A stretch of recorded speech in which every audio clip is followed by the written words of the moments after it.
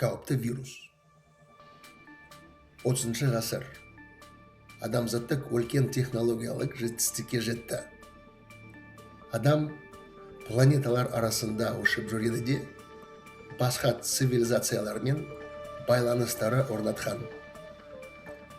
Бір күні археологтар бір хабар тауып, оның 21 ғасырдан бір республиканың тұңғыш президентіне тиесілі екенін анықтады. Зираттың үстіне ұрпақтарға нұсқауы ешқашан ашпа деп жазылған. Зерттеушілер не істеу керектігінен дауласа кетті. Соңында зират ашылды. Қорытындысында барлық жерге жаңа жемқорлық вирус деген таратты. Жер тұрғындар жемқорлыққа түсті. Ешкім жауапкершілікті мойындауды алғысы келмеді. Жауапкершіліктен бас тартатын.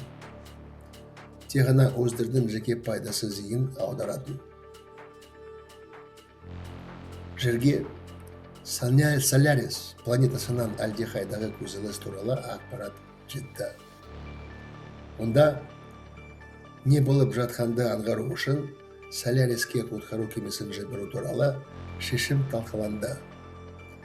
Сол мақсатта тергеу комиссиясы жиналды. Тергеу үдерісі бірнеше айға созылды. Бюджетті жеді. Комиссияда 10 шақты әртүрлі мамандықтағы адам, олардың туыстары, немерелер, братишкалар тағы басқа отырды. Бір күні комиссия Солярistен болған ғарышкерді куә ретінде тыңдады. Солярistің айналасында ұшқанда әрдайым жайсыздық сездім. Оны жерімізден өзге планетасы деп түсініп, өзіме есеп бердім. Бірақ кімнен атқат-матқат анау-мынау жөнінде сөйлесу керек деп ойлар қайтып келді. Өздеріңіз білесіздер. Оның маған әлдеқайда едәуір әсер етіп тұрғанын сезініп жатқандаймын. Ойларымнан ұят тепті сездім. Сол сәтте бұл не екенін айта алған жоқпын. Комиссия Крис туралы мықты маман, ержүрек адам ретінде мәлімет табып таныстырды. Ол зейнетке шығып, ауыл шаруашылығымен айналысып, өлі-көлі фермерге айналды. Бірнеше рет фермерлер арасындағы сайыста қатысып, үздік кәсіпші санатында бірінші орынның иегері болды.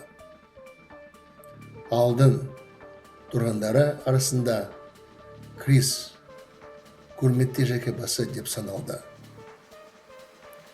Осындай адамды Солярис планетасына жіберу керек деп комиссияның мүшелері бір ауыздан қорытындыға келді. Мәселені тындыру үшін олар Кристің өзіне өкілдерден жолдап қойды. Крис өкілдерді үйіне қабылдап, олар не туралы айтып жатқанына бейне бір түсінбеген түріне көрініп айналды. Мен түсінген жоқпын. Мен зейнеткермін. Тек ғана 2 сиырым бар. Соляриске жету үшін бірнеше жыл керек. Жолда өлемін.